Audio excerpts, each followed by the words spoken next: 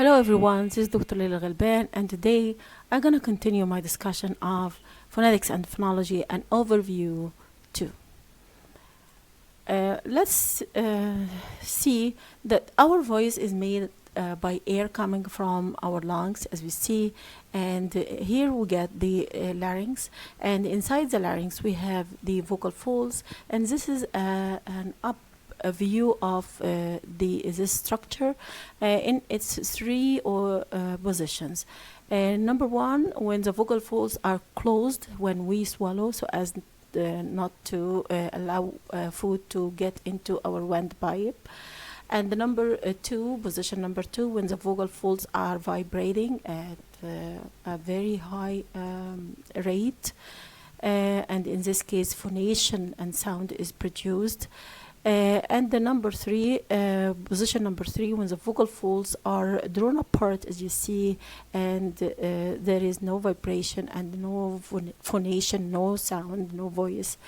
And this is the case when we are breathing quietly and we are at rest. We do not speak.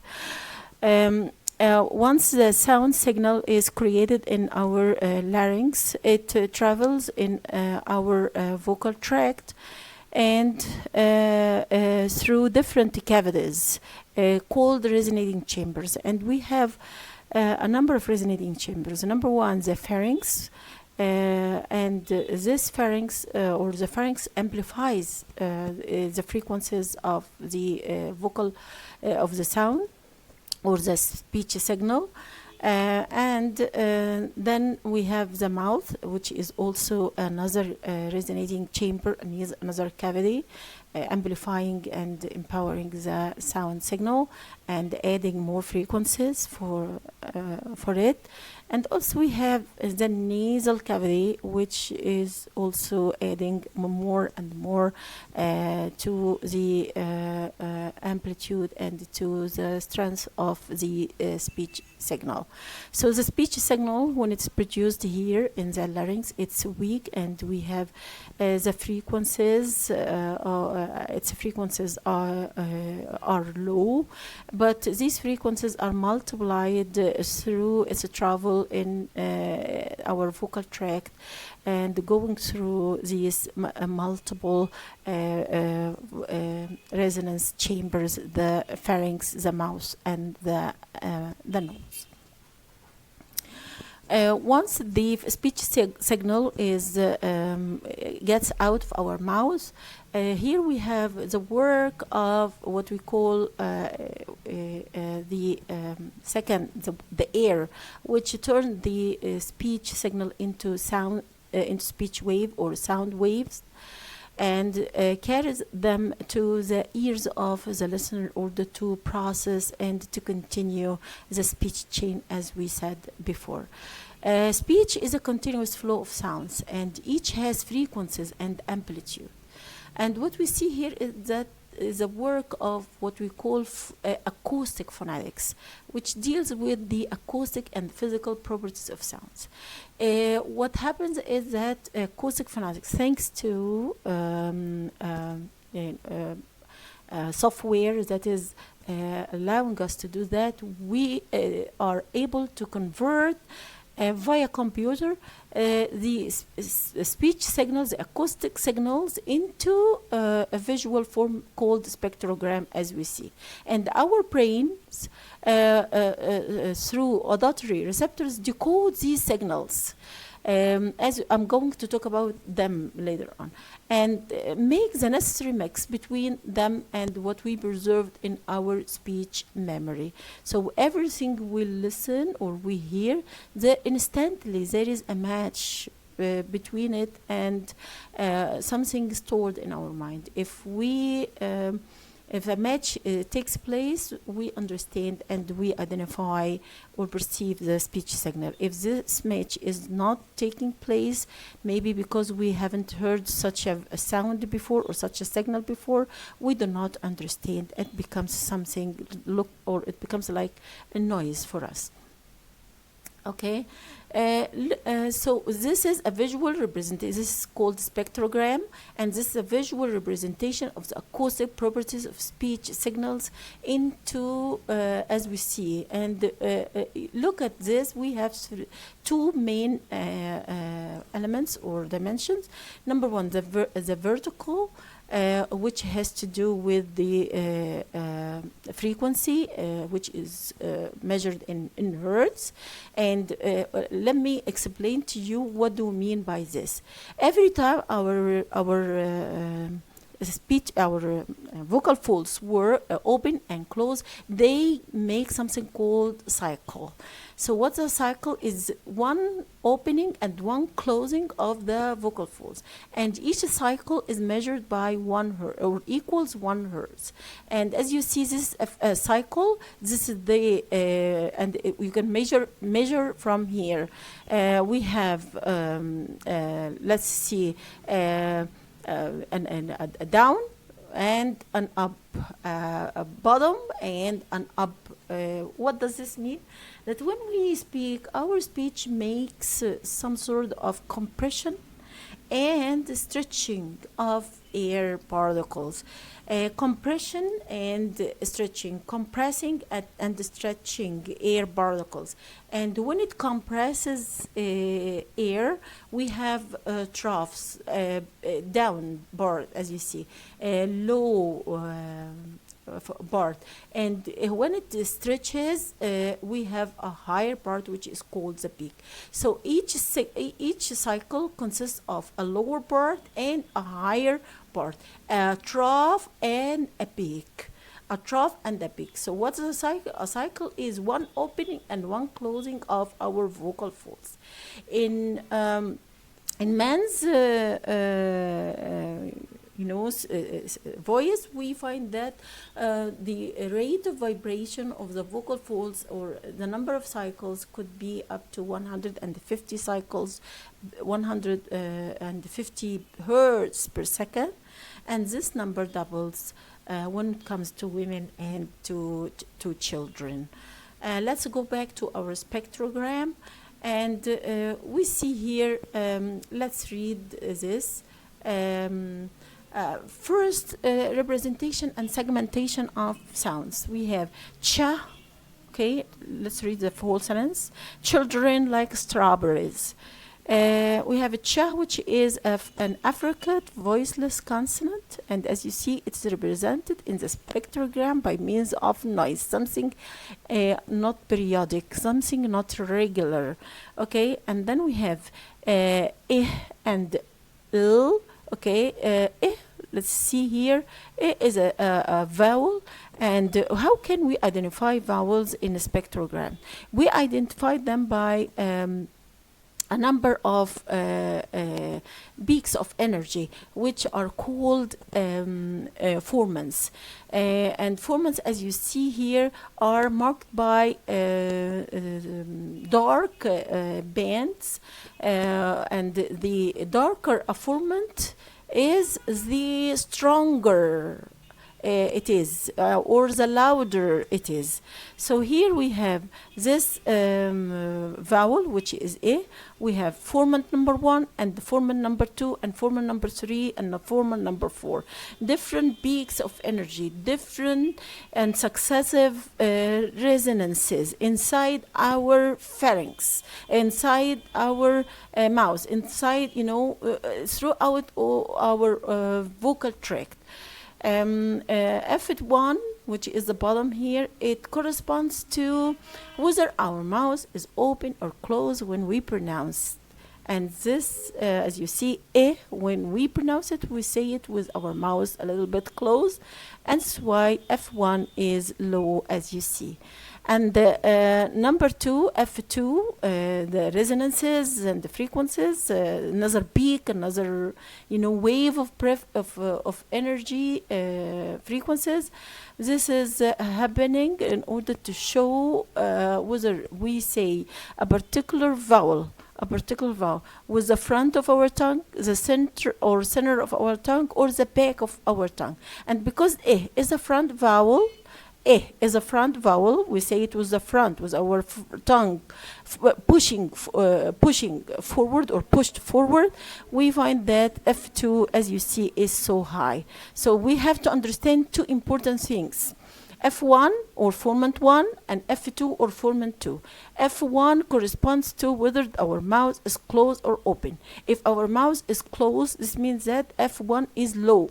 If our mouth is open when we pronounce a particular sound, this means that our the F1 is high.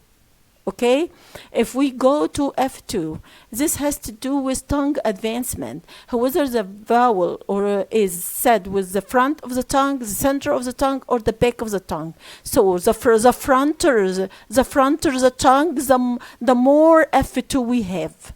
Again, the fronter the tongue, the more F2 we have, or the higher F2, and the backer the tongue, the lower the F2. Or the second format. And this happens here. We have F2 high. There is a space between F1 and F2 here because it is a front vowel. You understand? If you look at La, which is a liquid voiced consonant, and it's similar to a vowel, and we call it vowel-like consonant. It has the same periodic resonances, just like vowel. And then we move to D. D is a plosive consonant. This means that there is a closure of airstream, and this is marked here by this silence, by this emptiness, by this empty space. But of course, because D is a voiced consonant, there is some sort of resonances and frequencies at the very bottom of the spectrogram. Let's go to Ra, children, Dra. Okay, Ra is also a vowel-like consonant. It has also the peaks of energy, the formants are just represented here like vowel. Let's go to Ren, Schwa here. As we know, Schwa is a weak vowel, and it's central because we say it with the least amount of effort, and that's why we don't have dark bands, strong formants here to represent this vowel, as you see. And this applies also to Na, which is a voiced consonant. There is also some periodicity, but it's not as dark as it is when we have the representation of vowel and R and so on, because R in some languages is considered a vowel. It's not a consonant. It has the same property. It's of a vowel, in which when we pronounce it, airstream is not shut. Nothing impedes air from airstream. Nothing stops it. Okay. Let's go to like. Okay, like. La is also, as we said before, is a liquid vowel-like sound, and I, okay, this is a deaf song, and as you see, any deaf song is made up of two parts. The first part is here in like we have a, and the second is e, like I. And as you see, is this, the first formant is high and the second formant is low, because we say it with our mouth open, and that's why F1 is high. And we say it with the back of the tongue because A is a back vowel. So both F1 and F2 are close to each other. As we see, there is no space between them. They are similar in frequencies. Let's go to E. Here we find a gap. F1 is low because the mouth is closed when we say E, and F2 is high, as you see, and because the mouth, when we pronounce this vowel, which is E, we say it with the front of our tongue. So we have to draw a very strong correlation. The higher, again, the fronter, the tongue, the higher the F2. The more open the mouth, the higher the the F1 and so on. Let's go to ka. Ka here, as we see, is a voiceless plosive consonant, which means that there is the airstream here is completely closed, and this marked by complete emptiness, complete silence. Stop consonant. Because in stop consonant we have a number of stages. Air is first air is stopped and accumulated behind the closure at a particular point in our mouth, and then it releases, and when it releases with explosion. Okay, but here, because like here doesn't come at the beginning, there is no aspiration, there is no noise, there is no aspiration, as we see here. Mere silence, mere emptiness. Let's go to sa, and sa is a fricative voiceless consonant, and as when we say voiceless consonant, means that there is no vibration, and as long as there is no vibration, there are no formants, and there is no F1 or F2 or something like this. We have only intensity noise here that is not periodic and not regular, just noise represented here, very high noise. Let's go to t. Again, t is a plosive consonant, stop consonant, and as you see, it's marked by emptiness and small an area here. Nothing is marked, and row, as you see, is marked by just like vowel, like as we said before, and row, strawberry, robbery. Okay, the you see, robbery, the two consonant, the two formants F1 and F1 is so high, as you see, because our mouth is open, and the second formant is low. It's very close to F1 because this is a back vowel, and ba, as you see, is a voiced plosive consonant. There is also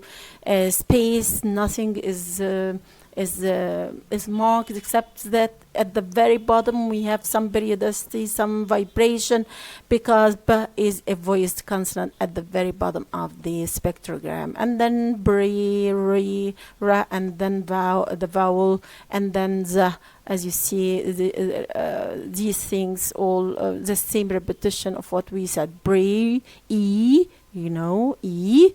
F1 is low and F2 is high. There is a space between them because E is a vowel said with our mouth closed, and this is why F1 is low and is said with the front of our tongue. It's a front vowel, and this is why F2 is high, as we see, and there is a space between them.